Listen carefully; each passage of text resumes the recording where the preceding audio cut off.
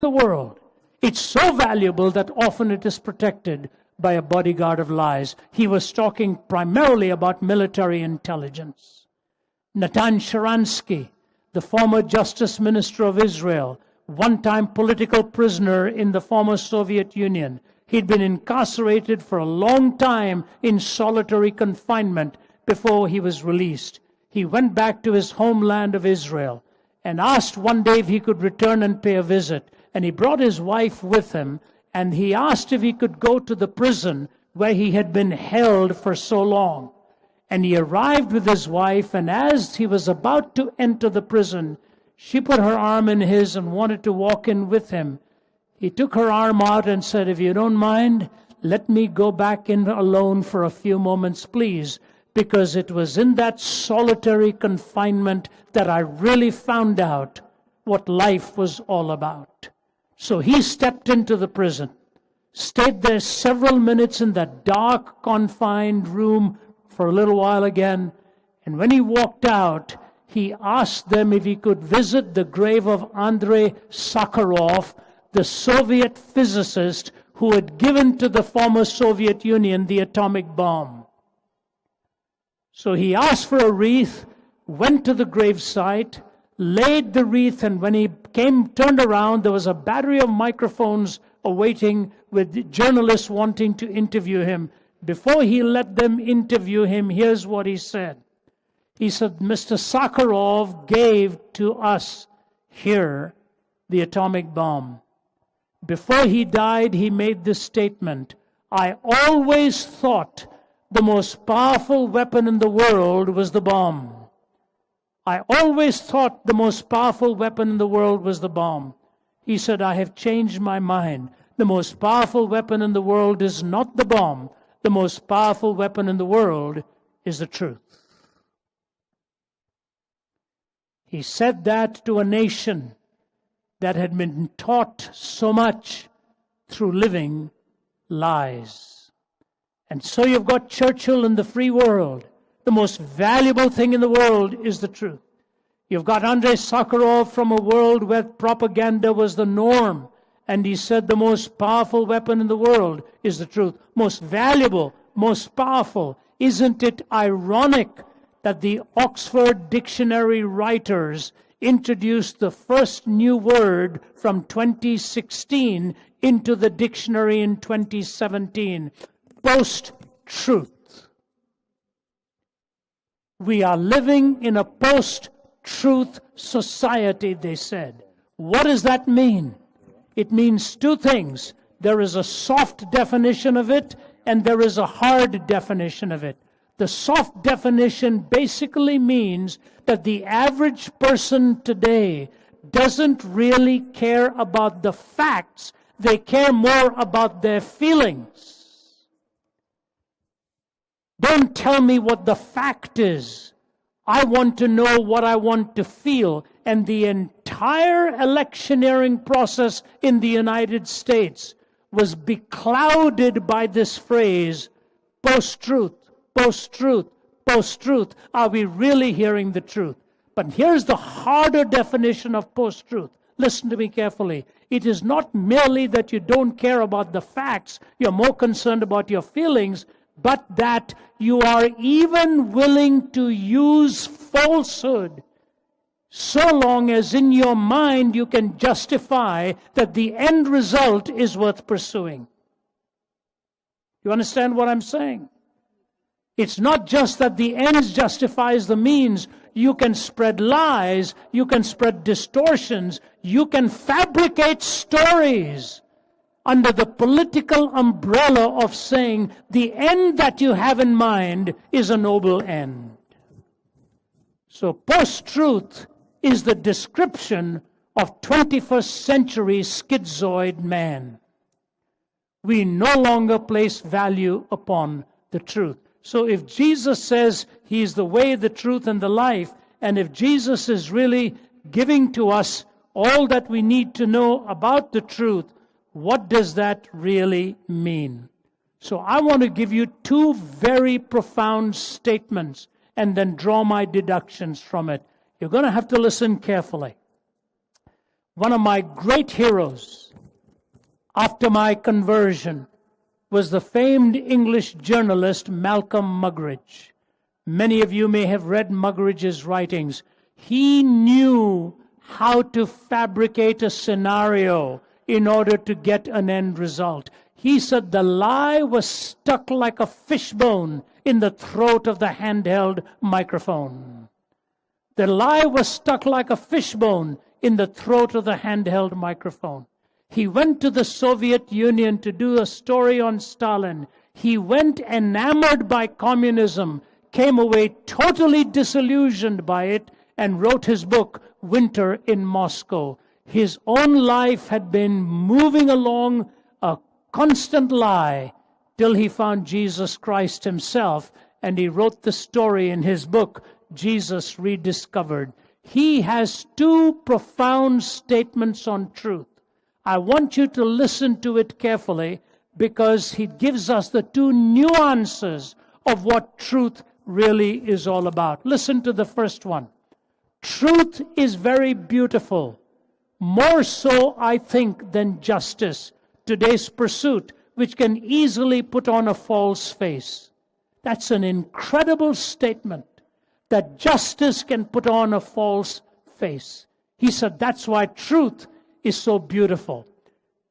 In the nearly 7 decades I have lived through, the world has overflowed with bloodshed and explosions, whose dust has never had time to settle before others have erupted, all in purportedly just causes.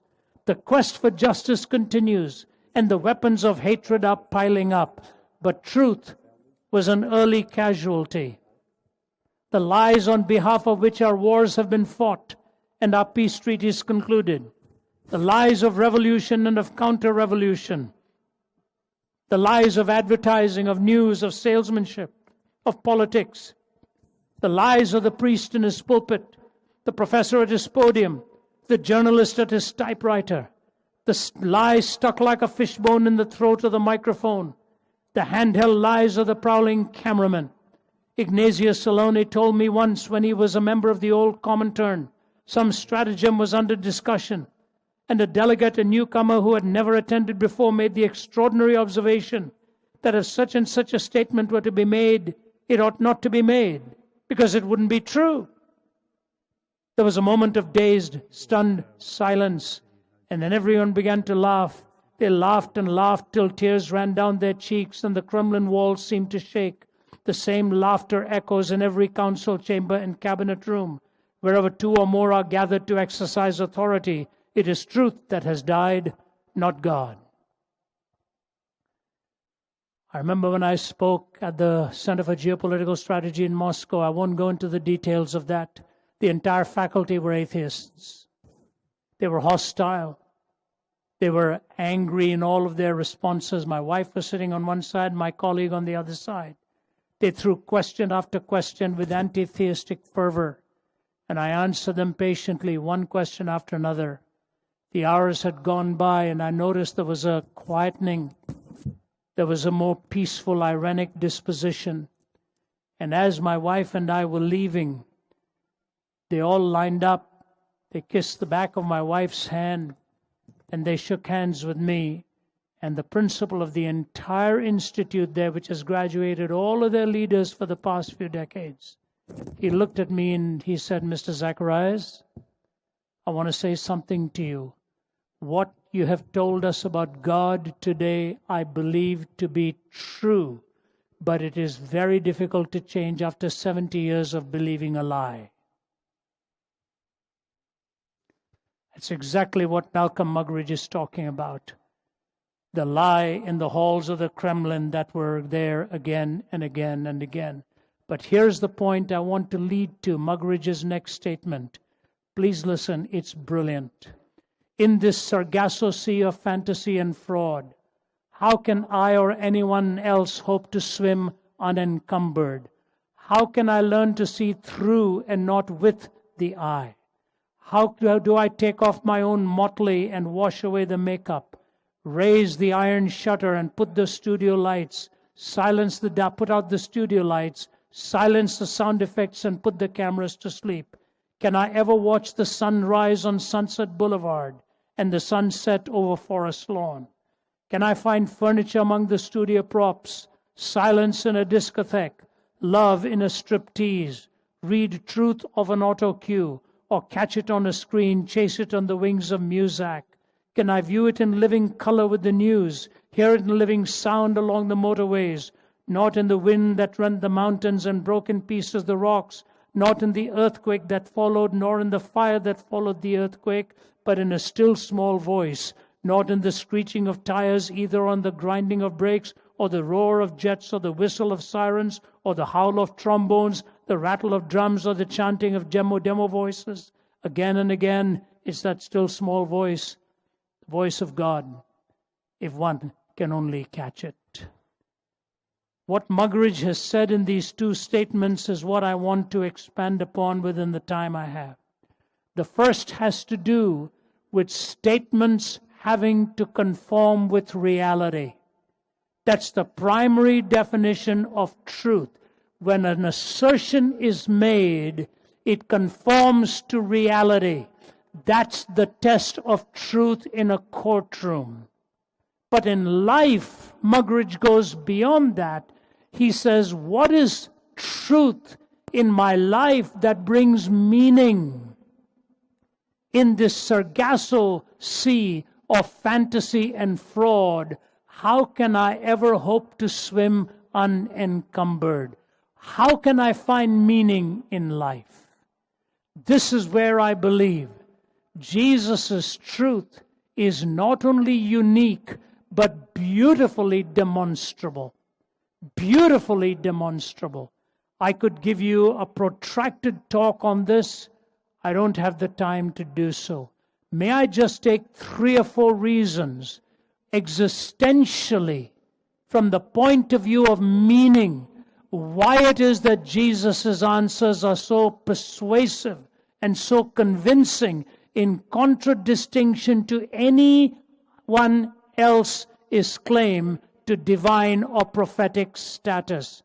His answers are cogent, conforming to reality, and his answers are existentially relevant in providing meaning. Truth and relevance are the 2 feet on which life has to walk. Can I explain to you why I believe his answers are true and relevant? The first is his description of the human condition. He talks about the total depravity of the human heart, not merely in our actions, but in our condition. We are alienated from God. There is that clenched fist on the inside. Muggeridge put it this way: the depravity of man is at once the most empirically verifiable fact, at the same time that it is the most intellectually resisted. It is the most empirically verifiable fact. We see it all around us, but intellectually we do not like to accept it, and we do not like to admit it, that the human heart is depraved. If you ever read books on the Third Reich and Hitler's assault upon humanity, you will find every writer making this kind of statement somewhere. They were ordinary people. They were ordinary people who did these extraordinary, damnable things. In the 80s, during the Cold War, I had the privilege of being in Poland. And I went to visit Auschwitz. I had seen concentration camps before, but I'd never been to a death camp. So I wasn't mentally prepared for what I was going to see. When you walk into Auschwitz, I think every young man or young woman, if they have a chance in this lifetime, should go to Auschwitz and spend a whole morning or afternoon there. They will come away totally changed. I remember going from room to room. You see, in Auschwitz, they were eliminating them at the rate of 12,000 every day. Every day. You saw one room where it was just housing the suitcases and toothbrushes and clothes of little children. It is the hardest room of all to endure. When you see the pictures of little boys like bony skeletons, and Joseph Mengele would do his experimentation on them, castrating them, especially twins. And these little kids, so butchered at the hands of supposedly the most educated nation at that time. And when you walk into the room where they were gassed, just before that room, you see the words of Adolf Hitler. I want to see a generation of young people devoid of a conscience, imperious, relentless, and cruel. Imperious, relentless, and cruel. You see, they were herded in there by the hundreds, flesh against flesh, and they were told they were about to be deloused and given a shower. So their clothes were taken off them, and they would be herded in, and that iron door shut against them, and the spigots would be turned on. And as they would hear the gas coming, the last shout that the guards would hear was somebody would shout, "Gas!" And they were gone. Ordinary men, ordinary people. If you go to the room at Nuremberg where these judges were tried, there are two remarkable paintings in that room. Behind the justices is the Decalogue, the Ten Commandments. And as you're exiting the room is the painting at the Garden of Eden, Satan tempting the first humans. You will be as gods.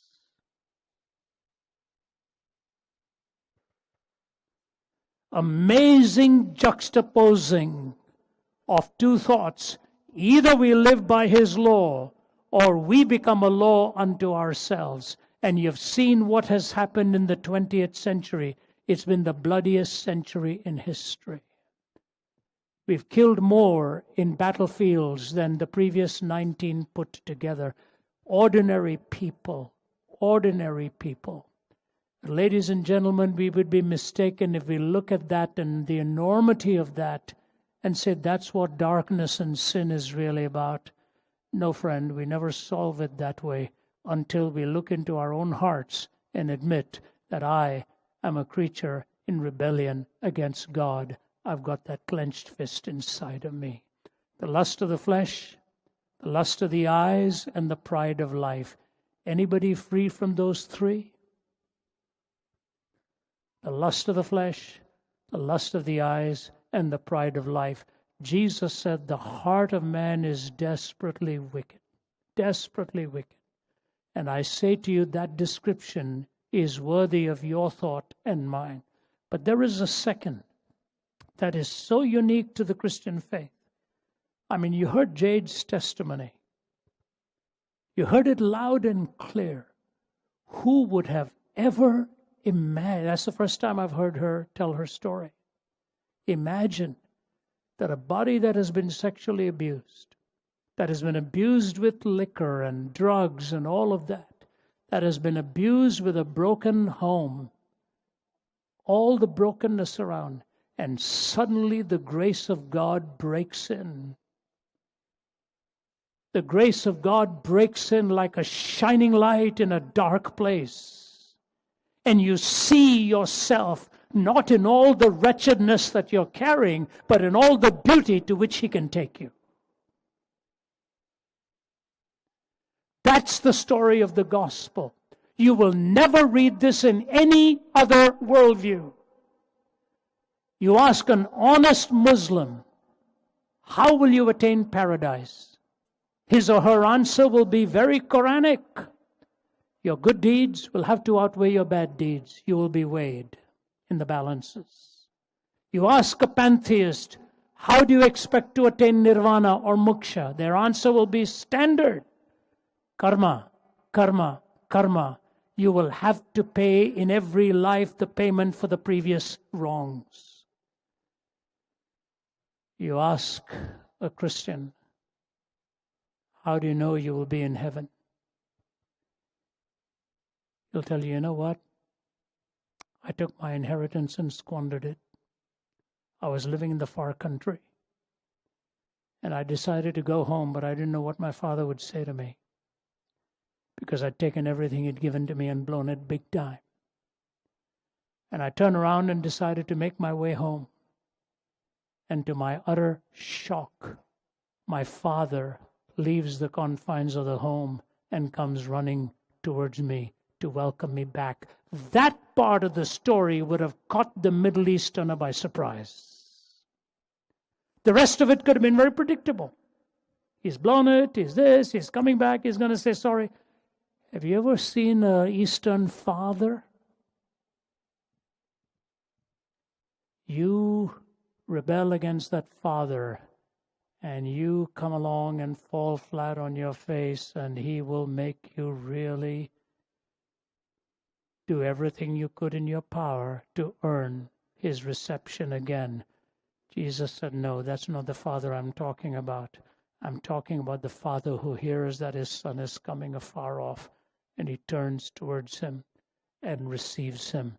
That is the surprise in the parable of the prodigal son, that the Father comes out to receive him and welcome him. You ask the Christian, how do you know you will be in the house of your Father? It's because of his grace and his mercy and his love and forgiveness. I never earned it. That's the reality. I'll give you a quick illustration of this and turn to my final thought. I was speaking in the Middle East. Actually, I was on a delegation and a tour,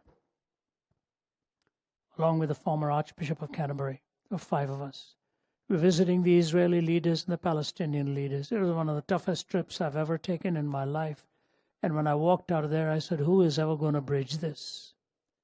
And on the last but one day, we were in the home of one of the 4 founders of Hamas. Solidly built guy. And I want to tell you, he was so angry through the whole conversation. He yelled and said all kinds of stuff when it was interpreted. I said, this man's been living with anger for so long. He'd been in prison for many years. He'd lost some of his sons in suicide bombing attempts and so on. And so we were just listening, and the Archbishop was the guest of honor. A few minutes left, and he looked at the 5 of us. He said, each one of you ask him one question. I asked mine. I won't tell you what it was. It was a private conversation. When that question was over, he answered it, and I looked at him and I said, Sheikh, I don't like your answer. I really don't like your answer. With your answer, there's never going to be peace in this part of the world. I said, let me just tell you one thing, sir, because I may never see you again. Please allow me to tell it to you, I said. A little distance from where you and I are sitting right now is a mountain. I said, 5,000 years ago, a man by the name of Abraham took his son up that mountain. Remember the story? He said, yes. I said, please, let's not debate which son. Let's just agree he took his son up to that mountain. And he's about to offer his son as a sacrifice, and as the axe is going to come down, God stops that arm. Remember that story? He said, yes. I said, what did God say? He was silent. God said, stop. I myself will provide. He said, that's right. I said, Sheikh, very close to where you and I are sitting 2,000 years ago, God kept that promise. He took his own son up that hill, and this time the axe did not stop. I said, I want to say something to you, Sheikh. Until you and I receive the son God has provided, we will be offering our own sons and daughters on the battlefields of this world for position and power and land and prestige. He just stared at me. I said, that's right. Until we receive his son that he provided, you'll be offering your own sons, and I'll be offering my own sons and daughters for battling for power, land, position, prestige. There was pin-drop silence. The Archbishop said, it's time to go. So we turned around, walked away, and as we were walking down the steps, the Archbishop put his arm around me and he said, Ravi, that was of God. I said, I sure hope so. And as we went out, the Archbishop was the guest of honor, so the Sheikh was ushering him. We were walking to our own car a few yards away. But I heard feet running behind me. It was the Sheikh. I said, I'm finished. I'm going to be buried right here in Ramallah. It's all over. He's a strong guy. I've got 2 titanium rods holding my spine up. He twirled me around. Said, Mr. Zacharias. I said, yes, sir. He looked me in the eye for a good 4 or 5 seconds. He patted me on both sides of the face, kissed me on both sides of the face. He said, you're a good man. You're a good man. I hope someday I will see you again. He gave me a big bear hug. See, the answer of Jesus is so unique. God sent his Son so that you and I do not have to offer our sons and daughters for position, power, land, and prestige. He wants to win your heart. He describes it, transforms it, and the only other truth I must leave with you, when they killed him, he rose again from the dead. Now I want to tell you something. I know you may have thought of it, but I want to remind you of it. If Jesus were a charlatan, do you know what he would have said? Kill me, and I will spiritually rise again. Kill me, and I will spiritually rise again. He didn't do that. He said, when you kill me, I will bodily rise again. He gave the kind of proof that could have been falsified if it weren't true. If it said spiritually rise again, how do you falsify that? Bodily. The entire Christian story could have been smothered with just one piece of evidence, the body. He rose again from the dead to offer you eternal life. The description of your condition, the provision for your malady, his resurrection from the dead. There's a lot more I could say. Let me just ask you to think about it. And I say to you, his word is truth, conforms to reality, but he brings you meaning existentially with truth and relevance. May God richly bless you as you ponder these. I'm ready to take your questions, and Adam will be joining me for that. Thank you for giving me a hearing. Perhaps, Ravi, I could start the questioning off with a slightly personal question. You've travelled 8,500 miles to be here. You've got 3 grown children back home in Atlanta, Georgia, 4 grandchildren. I know last year you were on the road 200 days. This year, something similar. There's a great personal cost to your ministry, and I'm wondering why you do what you do. Sometimes I wonder too. Funny you ask that, because on the way in here, which is from Houston to Auckland, is a flight a little more than 14 hours non-stop. And I wrote a letter to our supporters around the world. A lot of people have been saying, Ravi, when are you going to slow down? When are you going to slow down? And I told them, I will be slowing down. It's time to slow down. And we've built this ministry now with a team of nearly 50 apologists, Stu, in 15 different countries. I can comfortably take a step back now from administration, from leadership. I will just focus on speaking and writing, but not to the degree that I have been. That question really should be posed more to my wife. She has paid a bigger price than I have in this, although I broke my back in the process and damaged my voice and my vocal cords and all of that. And with 3 beautiful kids, all of whom are now working in the ministry with me, and 4 grandchildren. The only reason I've really done it, Stu, is I'll be very honest with you. I would not do it for anything else. There's no product in the world I would want to sell, spending this many days away from the family. There's nothing for which I would go around like this for 40-some years. I would only do it for the sake of the gospel. In the last few years, I have done more than ever, because I have never seen the world more broken and more troubled than it is right now. And after all of these decades of doing this work, We are seeing the largest and the biggest crowds anywhere in the globe you go. At Michigan State University, on a weeknight, we had 9,500 students and people attending that open forum. This is at a leading university. We have thousands coming. America has lost its way, morally, spiritually. We have never seen America more messed up and confused than it is right now. A Russian said to me last year in Moscow, he said, my only hope for the world was somehow going to come from America. He said, I have that hope no more. He said, they don't think rightly there anymore. And so we are busy because we believe the answer is in Christ, and our young people are genuinely asking questions. They are very sincere. They have been turned off by what they see as false belief. So I'm doing this, I trust, for the sake of the gospel, although from next year, even this week, I have pulled back, asked for release from some meetings that I took 2-3 years ago. It's time to really slow down. The body is telling me I need to. And so thank you for that question. The years have been tough. I would never have done it without my wife's help. We've been married 45 years. My wife's Canadian.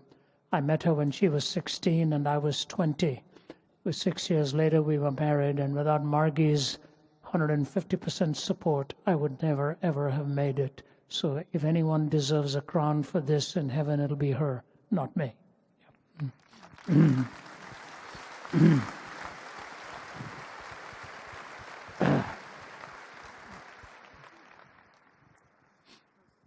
Do we have any questions of Ravi?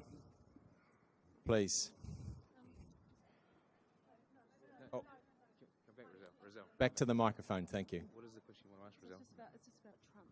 So I just was going to ask him what he thought about his mentioning about America just now. So I was just going to ask him the first time that his attorney of Nixon was saying he sent. Have we got a question over here, Peter? Yes, please. Hi. I'm just wondering if there was a succinct way to answer our friends and neighbours who have a problem with science and accepting God. Does that make sense? Yep. The tension between science and faith. That's a great question. I think it's a paramount question of our time. You know, when Dr. Martin Luther King Jr. won the Nobel Prize, gave a brilliant speech in the 60s. He ended his speech with these words: I refuse to believe that man is mere flotsam and jetsam in a river of life. I refuse to believe that mankind is so tragically bound to the starless midnight of racism and war that the bright daybreak of peace and brotherhood can never become a reality. I believe, said he, unarmed truth and unconditional love will have that final word in reality. Unarmed truth and unconditional love. If Dr. King's hope was real, then our entire educational system is flawed. Because our educational system is based on the scientific worldview of naturalism. Science does not give you the imperatives of truth and love. See, a scientist can tell you what happens when he adds this to that, but science does not tell the scientist why he should be truthful. That's a moral imperative. Truth and love are moral imperatives. So they are metaphysical propositions, or dare I say, spiritual propositions. Truth and love are indispensable to existence. I would strongly suggest to you the 2 books by my colleague from Oxford, John Lennox. One is called Has Science Buried God? That is actually, the title is Gunning for God, and the other one is called 7 Days That Define the World. He has debated Richard Dawkins and the rest of them. My colleague Vince Vitale, in the most recent book we have written, called Jesus Among Secular Gods, his chapter on scientism is worth the price of the book. The title of the book is Jesus Among Secular Gods. And Vince makes 2 very powerful points in that Dr. Polkinghorne, who was my professor of quantum theory at Cambridge, used to keep repeating, and many scientists who are Christians will say the same thing. And it is this: two of the greatest discoveries in science in recent times. Number one is that the universe had a beginning. That the universe had a beginning. Now, if it had a beginning, then it has not eternally existed. If it had a beginning, you have to look at it as either being uncaused, self-caused, or caused by another. You go through those three options, and then you come to the second discovery, that this universe is finely tuned with specified complexity. What do I mean by that? You see, it is possible for you to maybe take 100 pebbles, and it takes millions of years, and those pebbles come in a perfect triangle. It's possible. But you take all the letters of the alphabet and toss them into this stadium here. How many million years would it take to put those letters to compile the Oxford Dictionary? That's what I mean by specified complexity. When you take the early contingencies of the formation of this universe, there were so many variables and demanded constants. Just one of them, okay? Just one of them, the expansion and contraction rate of the beginning of the universe. It had to be so exact and so finely tuned that Dr. Polkinghorne, a quantum physicist, says it would be like taking aim at a 1 square inch object 20 billion light years away and hitting it bullseye. That is just one contingency, the expansion and contraction rate. You go through the early formations, go through the enzymatic makeup of the human body and the fine-tuning. And most importantly, I say to you, ask the scientists to explain to you how we got our moral reasoning. And you will find they will be grasping at straws. Jesus looked at a man who looked at him and said, "Is it all right to pay taxes to Caesar?" Jesus said, "Do you have a coin?" Man said, "Yes." He said, "Whose image do you see on this coin?" The man said, "Caesar." Jesus said, "Give to Caesar that which belongs to Caesar. Give to God that which belongs to God." The man should have said, "What belongs to God?" And Jesus would have said, "Whose image is on you?" The fine-tuning, the moral reasoning, the beginning of the universe. Vince Vitale makes the comment, it is not so much that science explains away God as much as it is that God alone can explain science. It's a false tension to say science or faith. Our reasoning ability and all of the exactitudes of science can be measured and predicted because this is an ordered universe, not an accidental one. So John Lennox's book, Gunning for God, or 7 Days That Define This, that Divide the World. As a scientist, he writes and talks in defense of an ordered universe, and these are false points of tension. A good scientist can also be a devout Christian. It's not an either or.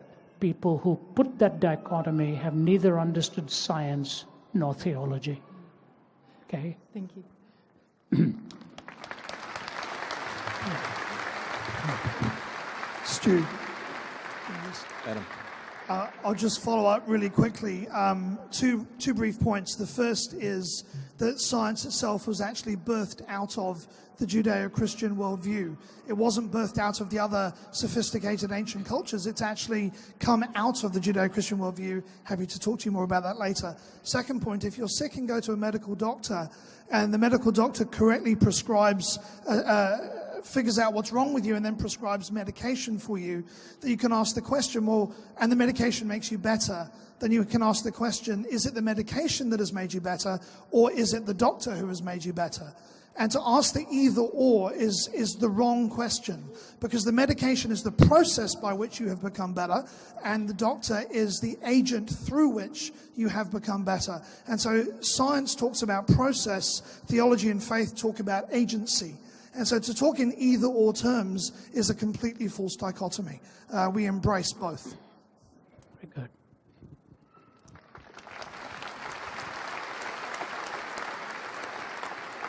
Question over this side. Thank you. Hi there. listened to you quite a bit and everything, and I kind of know the answer to this, but I want to hear from you. What empirical evidence would you give about the resurrection? How would we know for sure? Take. Go ahead, I'll do it too. I'll follow up. Go ahead. You're so good, yeah.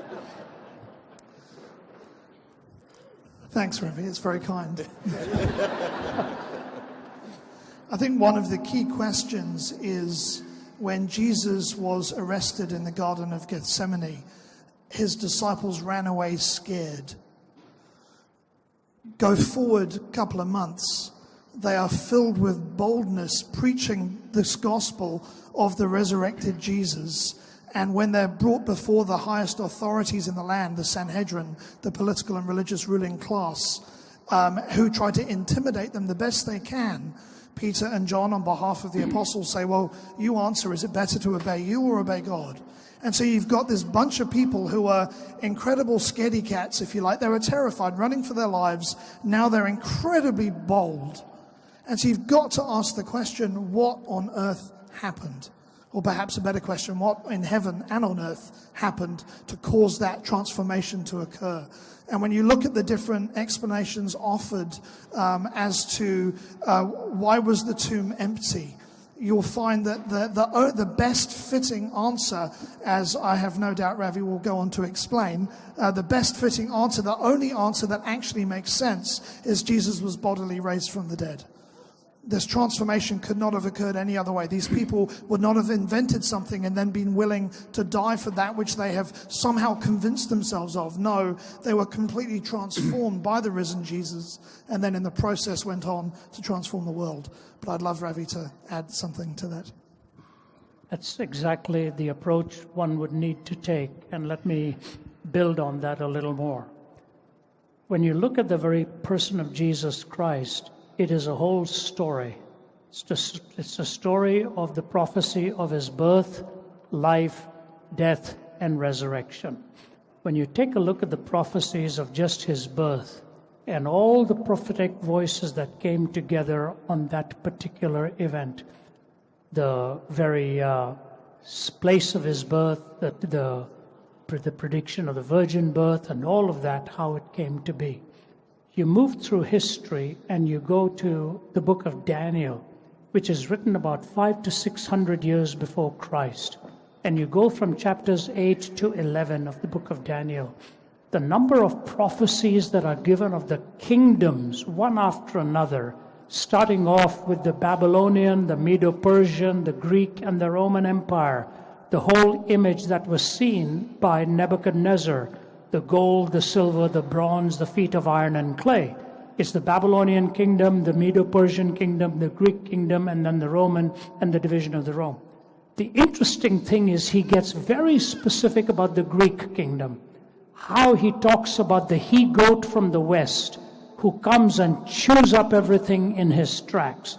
Who is he really talking about? And then he says, suddenly cut down, and his kingdom divided into four. Those four blending into two, and then the two emerging into one. When Alexander the Great suddenly died in his 20s with alcoholism and all of that, it was divided between four after that. Those four blended into the Ptolemaic and the Seleucid empires. They emerged into the Roman Empire. But then here's what he says, and a stone cut out of no man's hand that shattered that great Roman kingdom. What is it that overpowered Rome and overcame Rome? It was the Christian worldview. As the barbarians were scaling the walls and Rome was being sacked, it was Augustine who was weeping in his home at that point at the fall of the Roman Empire. But it was then that he actually penned that city of God, that the city of God would be the new kingdom that would take over, and Christendom grew out of that. So you take the prophetic schema long before the resurrection. If you only came to the resurrection, you could say this is one isolated fact. We've made so much. It is not so. It is the fact that he predicted he was going to die, and he said he was going to rise again. Even the disciples were not willing to believe that. And so what happens is on the Emmaus Road, two of them are walking, and the third joins them, and they don't know it is Jesus. except that he's unpacking all of history for them, everything.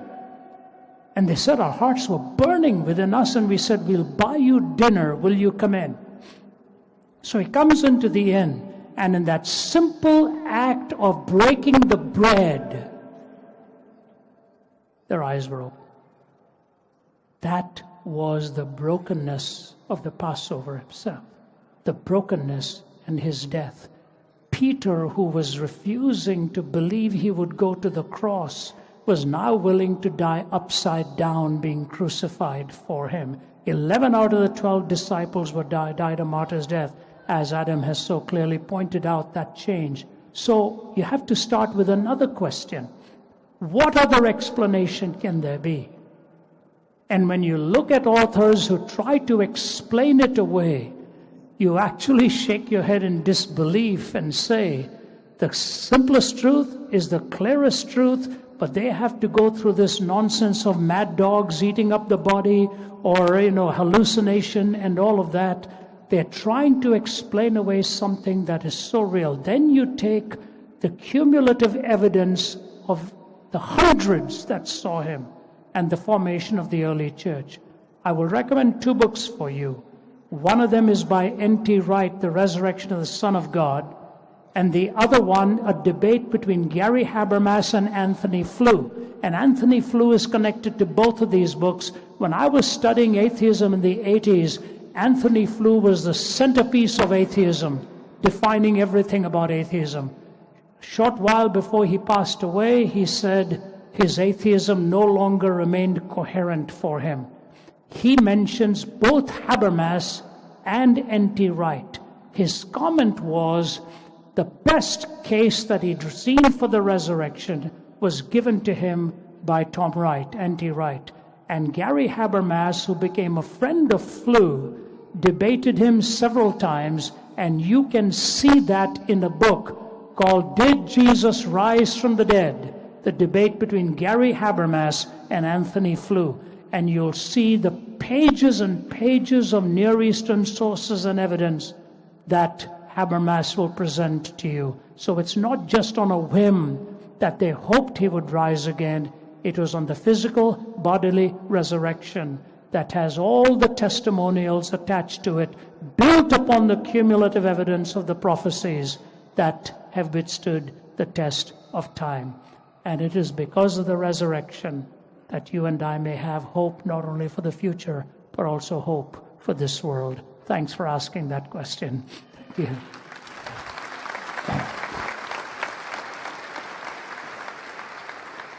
I think we've got time for one more question. Peter, have you got a question over here? We'll make this the last question. Thank you. Hello. How can we be certain that the words we read in our Bibles today are the same words written by the biblical authors some 2,000 years ago?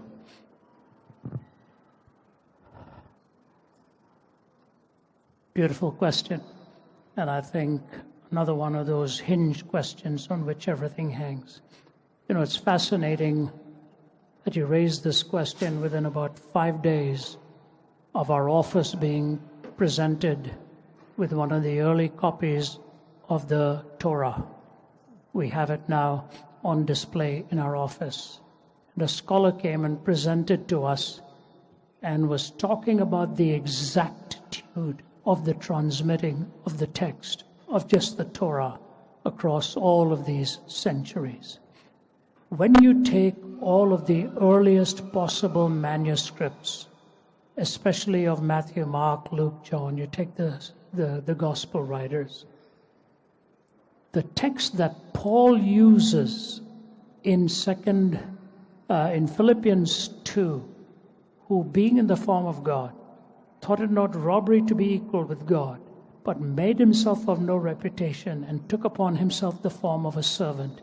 Being found in fashion as a man, he humbled himself and became obedient unto death, even the death of the cross. Wherefore God also has exalted him and given to him a name that is above every name, that at the name of Jesus every knee shall bow, and every tongue shall confess that Jesus Christ is Lord, to the glory of God the Father. That was the earliest hymn It was the earliest hymn. That's why Paul talks about singing to each other in spiritual songs and psalms. The earliest transmission was carried out with verbal authority and the singing of hymns one to another. The way manuscript evidence is judged, and Adam, please feel free to add after I'm finished here too.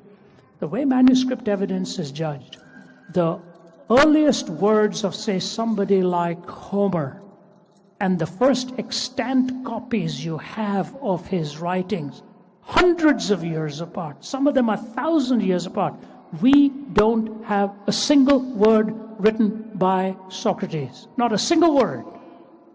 We have Socratic transmission through Plato and then Aristotle, and yet the authority of those transmissions are so authentic that you believe Socrates said such and such and such. When you go to the writings of the New Testament, you've got these manuscripts within 100 years.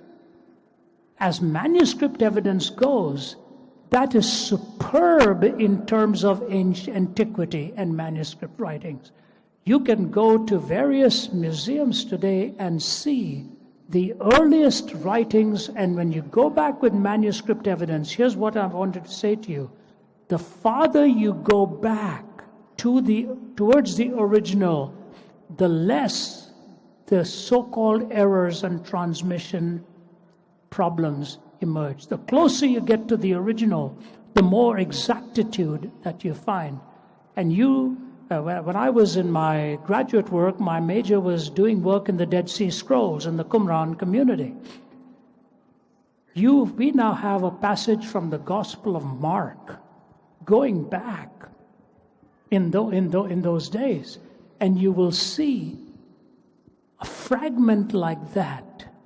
It is like taking a fragment and putting it into the perfect fitting of a jigsaw puzzle, where the lines have to be matched, just 2 words here, 3 words here, 4 words here.